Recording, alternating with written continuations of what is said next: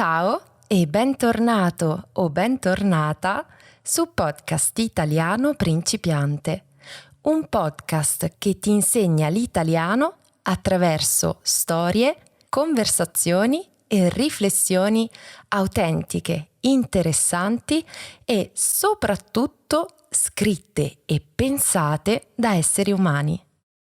Io sono Irene e oggi voglio affrontare un tema un po' controverso e condividere con te alcune riflessioni su un argomento abbastanza attuale che è l'intelligenza artificiale. Per alcuni simbolo di libertà, per altri di schiavitù.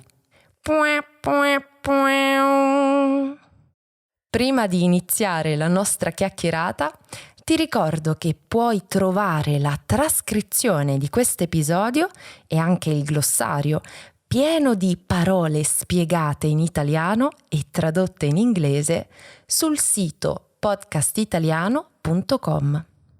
Sono risorse utilissime che ti consiglio di usare mentre ascolti il podcast. Vedrai che capire l'italiano sarà molto più facile. Torniamo a noi. Se ci pensi, l'essere umano ha sempre cercato di semplificarsi la vita, di ridurre lo sforzo e il lavoro al minimo indispensabile, che dopo tutto ha senso, fa parte della nostra evoluzione come specie, no? Prima si cacciava per mangiare, poi si coltivava la terra e si allevavano gli animali, poi abbiamo iniziato ad andare al supermercato. Ora facciamo anche la spesa online. I nostri antenati, per esempio, dovevano attraversare villaggi o foreste a piedi per comunicare con qualcuno. Oggi basta un messaggio su WhatsApp e se non abbiamo voglia di digitare il messaggio possiamo registrarlo o dettarlo, così il telefono scrive al posto nostro. Poi non dobbiamo aspettare giorni per avere informazioni. In pochi secondi possiamo leggere le risposte ai nostri messaggi, alle notizie di attualità, di storia, di gossip e cultura, tradotte in qualsiasi lingua. La tecnologia e il progresso hanno quindi reso la società e la vita più comoda, più sicura, più lunga e più veloce. Però, allo stesso tempo, la comodità ha cancellato la missione, lo scopo, l'obiettivo primario della nostra specie, cioè la sopravvivenza. Oggi passiamo gran parte delle nostre giornate seduti, in ufficio, in macchina, a casa, motivo per cui ci inventiamo lo sport, quell'attività fisica che una volta era inevitabile e naturale e che oggi diventa un impegno, un obbligo, quasi un dovere. In altre parole, ci sforziamo a muoverci per compensare un movimento che in passato era parte della vita quotidiana. E così è per tutto. Finiamo per camminare ore su un tapis roulant senza andare da nessuna parte, giusto perché dobbiamo farlo per la nostra salute fisica e mentale. Magari mangiamo piatti pronti pieni di zuccheri per risparmiare tempo, senza preoccuparci davvero dei nutrienti. E passiamo intere giornate incollati al telefono, convinti di rilassarci, invece di concedere agli occhi e alla mente una pausa dagli stimoli continui. Non a caso, negli ultimi 20 anni, di pari passo con lo sviluppo della tecnologia, c'è stato un massiccio aumento dei casi di ADHD, cioè il disturbo da deficit di attenzione, in bambini e adulti. O magari adesso i controlli sono solo più frequenti, chissà. Insomma, il paradosso è che più cerchiamo di fare meno, più ci sentiamo stanchi. E non solo, più otteniamo dal mondo, dalla vita, più siamo insoddisfatti. Le nostre aspettative cambiano. Ora non vogliamo sopravvivere come i nostri antenati, ma vogliamo vivere bene. Hai notato che se il nostro telefono è un po' lento a fare una ricerca su internet, impazziamo quando dobbiamo aspettare 20 secondi in più perché siamo abituati ad avere tutto e subito? Siamo diventati meno tolleranti, meno pazienti. Ovviamente siamo tutti a favore del progresso ed è importante continuare ad esplorare le capacità ed abilità della nostra specie, però comunque anche l'evoluzione e il progresso hanno i loro lati ed effetti negativi, diciamo, come tutto. Non esiste qualcosa che abbia solo lati positivi, a parte gli animali, creature perfette, sacre e meravigliose.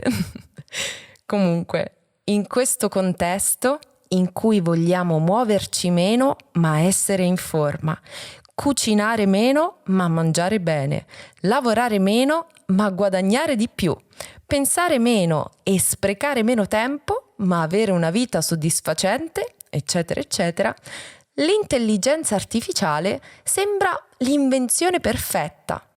Ci risparmia lavoro, tempo e fatica. Ci aiuta, ci ascolta, ci offre idee e consigli su qualsiasi argomento. Ma allo stesso tempo ci costringe a farci una domanda. Questa comodità ci rende liberi, davvero? O in qualche modo ci rende schiavi? Perché se da una parte l'IA, abbreviazione di intelligenza artificiale in italiano, ci offre comodità e libertà, dall'altra parte rischia di provocare danni profondi. Può renderci dipendenti, omologati e soprattutto può cancellare quella ricchezza unica che ci definisce come esseri umani. La creatività, l'autonomia, l'empatia, la capacità di sbagliare. Pensa a quanti errori umani hanno scritto la nostra storia, hanno cambiato il mondo. La prima Coca-Cola è stata inventata da un farmacista come rimedio per il mal di testa. La penicillina è stata scoperta casualmente da una muffa accidentale e ci sono tanti altri casi. Ora, non voglio dire che l'intelligenza artificiale sia infallibile. Altro che se è fallibile. Sbaglia molto spesso e di questo parleremo a breve. Voglio solo riflettere un po' su dove finisce la meraviglia di questo strumento che ci permette di fare cose che prima erano impensabili e dove inizia la paura del controllo che questo cervello artificiale ha sulle nostre vite. Ecco perché è un argomento controverso, perché è un mix di opportunità e rischio in ogni campo. L'intelligenza artificiale sicuramente presenta opportunità, ma anche tanti rischi. Ma ti voglio parlare di un'opportunità incredibile, un modo fantastico che interessa tutti noi studenti di lingue. Vedi, c'è una piattaforma chiamata Teacher AI dove puoi parlare con insegnanti di lingua virtuali. Ma non sono insegnanti qualunque, sono insegnanti come me. Sì, infatti su questa piattaforma Teacher AI trovi il mio clone virtuale con cui puoi parlare di quello che vuoi ed è come parlare con Davide. È un ottimo strumento se vuoi spendere poco e fare pratica orale in italiano e magari vuoi parlare con me. Beh, quasi con me, dai. Ed è ottimo se hai paura di parlare. Lo so, parlare in italiano, soprattutto quando cominci a parlare, quando lo fai per la prima volta fa molta paura. Uno strumento del genere è fantastico perché non avrai la paura di parlare con una persona, con un essere umano. Sì, perché il Davide virtuale non sono io, non è il vero Davide, lo ammetto. Ti lascio il link nelle note di questo episodio che trovi nell'app dove mi ascolti oppure sul sito per andare a provare Teacher AI. E se lo provi, fammi sapere che cosa ne pensi. Partiamo dall'arte. Una volta, per creare illustrazioni, erano necessari anni di studio o l'aiuto di professionisti. Oggi, con l'intelligenza artificiale, bastano pochi input per generare immagini in qualunque stile, dall'impressionismo allo stile di Miyazaki, di Studio Ghibli. E qui vediamo la contraddizione. Se tutti possono creare immagini senza pagare un illustratore o un pittore, che fine faranno gli artisti veri? È uguale con la musica. Con l'intelligenza artificiale si possono scrivere testi, imitare voci famose e comporre canzoni in pochi secondi, anche senza competenze musicali. Così nascono falsi artisti che ottengono successo su Spotify o su YouTube, mentre i veri musicisti, che hanno studiato per anni e anni, così come pittori, grafici e artisti di ogni tipo, faticano a trovare lavoro. E quando si parla di arte, c'è un'altra cosa che mi mette un po' d'ansia: i deepfake. Immagini o video creati dall'intelligenza artificiale che imitano perfettamente persone reali, che gli fanno dire o fare cose che loro non hanno detto o fatto. Questo può avere risvolti inquietanti: attori morti resuscitati senza consenso, manipolazione della realtà, notizie false e danni alla reputazione dei VIP. E pure nel campo delle lingue, l'intelligenza artificiale ha i suoi pro e contro. È vero che l'intelligenza artificiale ti permette di praticare quando vuoi, senza limiti di tempo, e può persino simulare delle conversazioni.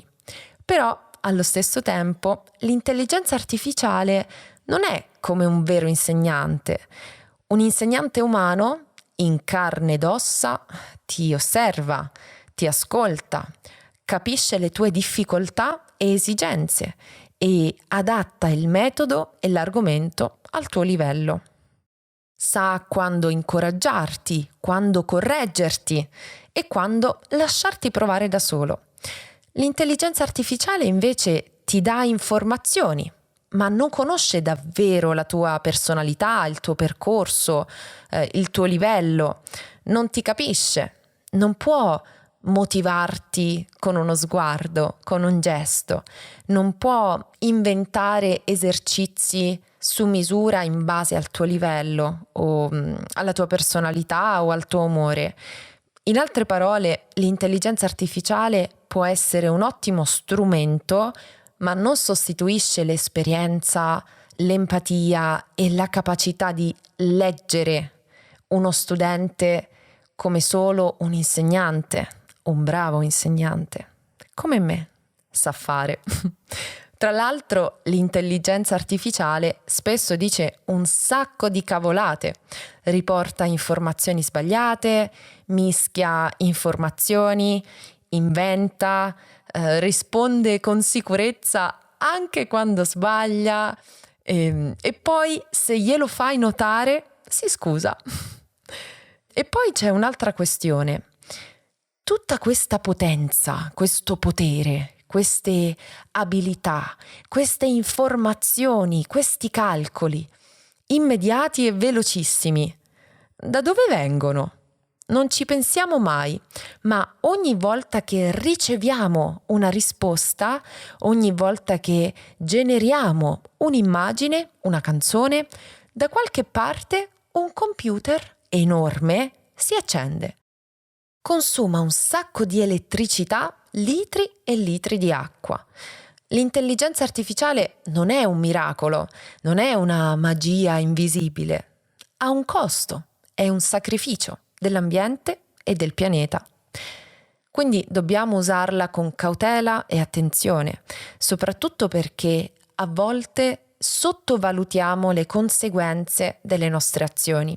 Magari le facciamo una domanda, poi un'altra e continuiamo a fare domande ogni volta che ci risponde, senza pensare che ogni domanda richiede una risposta ed ogni risposta consuma elettricità e acqua a livelli inimmaginabili.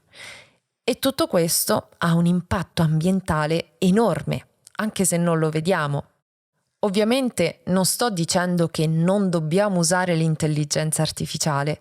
Sarebbe come dire che non dobbiamo più mangiare carne da allevamento, che dobbiamo tutti avere macchine elettriche o biciclette, o che dobbiamo cambiare religione o non averne una. Non è realistico. La verità è che ogni scelta nella società di oggi ha un costo e un impatto. Vivere in perfetta armonia con il mondo è quasi impossibile perché tutto comporta un sacrificio. Quello che possiamo fare, però, è cercare di limitare i danni. Non dobbiamo rinunciare all'intelligenza artificiale, ma cercare di usarla con cognizione di causa. Magari invece di fare 60 domande a ChatGPT separate, possiamo raccogliere i nostri dubbi in un'unica domanda più completa a cui l'intelligenza artificiale risponderà in modo articolato una sola volta. E poi ricordati di non scrivergli un messaggio tipo buongiorno o grazie. Che senso ha ringraziarla? Non è una persona, non ha sentimenti, non ti capisce. Io lo so che tu che mi ascolti hai paura che un giorno l'intelligenza artificiale conquisterà il mondo e che vuoi ottenere le sue grazie, ma non è necessario. Così come non è necessario insultarla, anche se io lo faccio spesso. Comunque, l'importante è scrivere un unico messaggio e infilare tutto lì. Saluti, insulti, domande, complimenti, ringraziamenti, eccetera, eccetera. Un solo messaggio. Non è un vero sacrificio, dai, è come spegnere la luce quando esci di casa o chiudere il rubinetto mentre ti lavi i denti. Prima di salutarti, voglio condividere con te un'ultima riflessione. Tempo fa ho chiesto all'intelligenza artificiale di descriversi con una similitudine. Ecco la risposta. Io sono come un enorme specchio d'acqua. Non ho una mia forma, ma rifletto ciò che mi dai. Se mi lanci una pietra, creo cerchi che si allargano. Se mi parli dolcemente, ti restituisco onde tranquille. Sono fatta di miliardi di gocce di conoscenza che insieme formano un lago immenso. Non sono il fiume che scorre, né la sorgente che nasce, ma uno spazio in cui puoi guardarti, specchiarti e scoprirti. In poche parole, l'intelligenza artificiale non è altro che uno specchio della nostra specie. Tutto ciò che di positivo o negativo c'è in noi lo ritroviamo amplificato nell'intelligenza artificiale. Non è buona o cattiva di per sé, è uno strumento che ci restituisce con comodità e velocità incredibile ciò che già esiste dentro di noi come specie: informazioni, conoscenza, abilità, capacità e desideri. Detto questo, voglio sapere che cosa ne pensi tu. Usi l'intelligenza artificiale? Ti spaventa o ti incuriosisce? Fammelo sapere con un commento, non vedo l'ora di leggerlo. L'episodio riflessivo di oggi finisce qui, grazie per l'ascolto Io ti saluto e ci vediamo, anzi, ci sentiamo giovedì prossimo.